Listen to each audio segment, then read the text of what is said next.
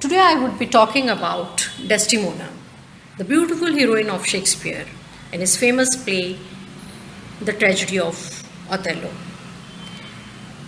Desdemona is a Venetian beauty and the central character of the play.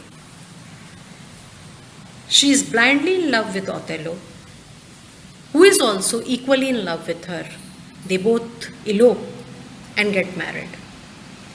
Othello is a Moor who has been made a general due to his qualities of warriorship in Venetian court. In the very first act, we see that Desdemona proclaims her love for Othello in the court. Her father, Brabantio, accuses Othello of employing witchcraft or a black magic against Desdemona and win her as a wife. But Desdemona proclaims her love very boldly in the court and she says she is with him because she wants to be with him. It was her free will, and that is why she has got married to Othello, and she does not want to go anywhere. She does not want to go with her father. There we come to know that Desdemona is a very bold character, and Desdemona at the same time is blindly in love with Othello. I have again and again been using the word blindly because somewhere Desdemona could not see the complexes of Othello. Othello, as he appeared, was very physically strong man and a great warrior, a courageous, brave soldier. He had won wars for his duke, and he was a great statesman. He was very eloquent. He could make good speeches, and the people or the society there was proud of his accomplishments as a general of the army. The real scene of their marital life begin when we see Desdemona under the roof of Othello. There we realize that Desdemona, though absolutely in love with Othello, could not satisfy him always due to his complexes. There is a time when other characters like Emilia, Cassio, Iago could directly or indirectly ruin the relationship between the couple.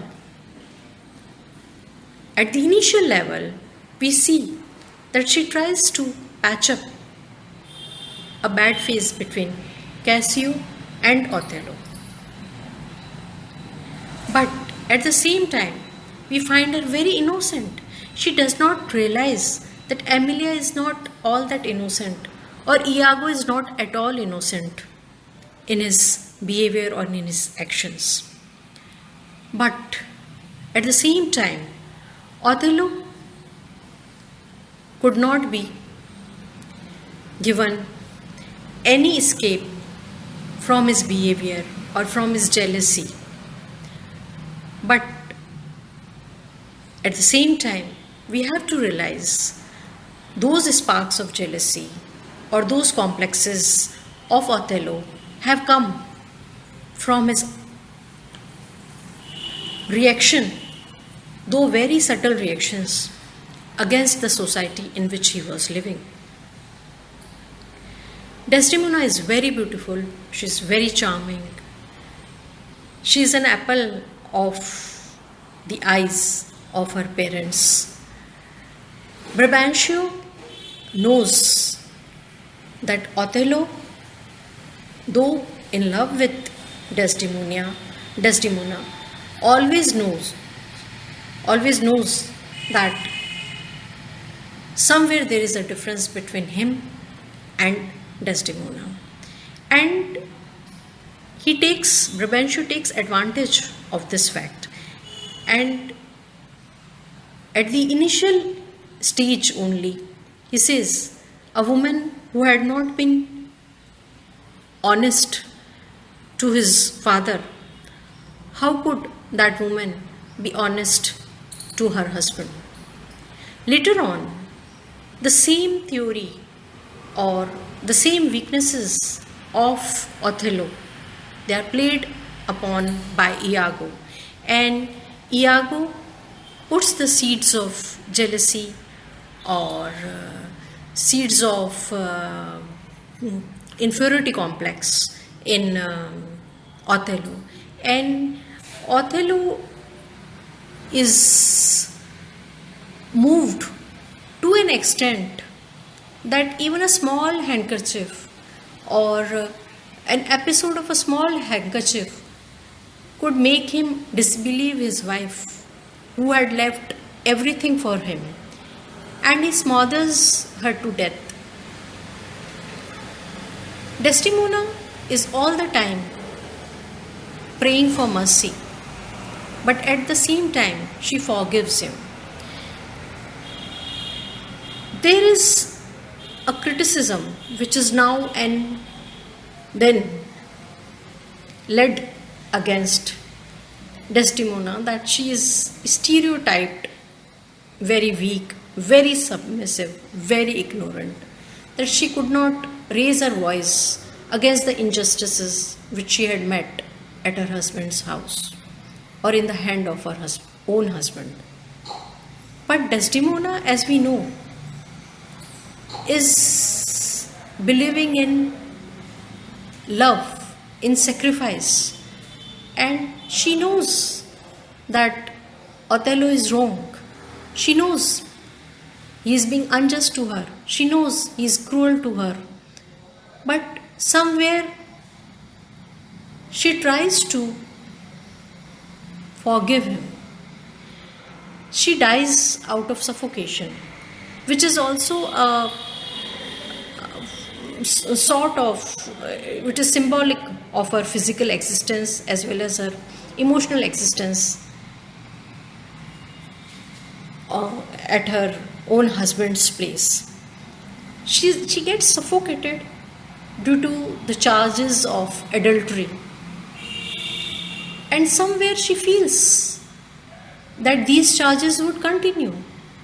If today this is the charge, tomorrow there would be another charge, and she doesn't want to go back to her father's place. She could not identify with anyone now except for Othello, and she dies for him. It is not for herself that she dies for Othello. And she sacrifices herself for Othello, and she knows that this is the extreme thing or extreme sacrifice which she could make in the name of love for her husband Othello. So we do not think that she has done it out of weakness or she had been too submissive, because if she had been very submissive, she would not have accepted or proclaimed before the entire court that she loves Othello. She would not have moved out of her father's house and eloped with Othello. She would not have made a decision of her own which was against the society, which was against the norms of the time. So we can say that she had a mind of her own, and when she decides to leave Othello, it is her own action or it is her own decision which she is taking. And this decision she had taken by her own choice, and she herself felt there could not be a better choice than this decision. Thank you.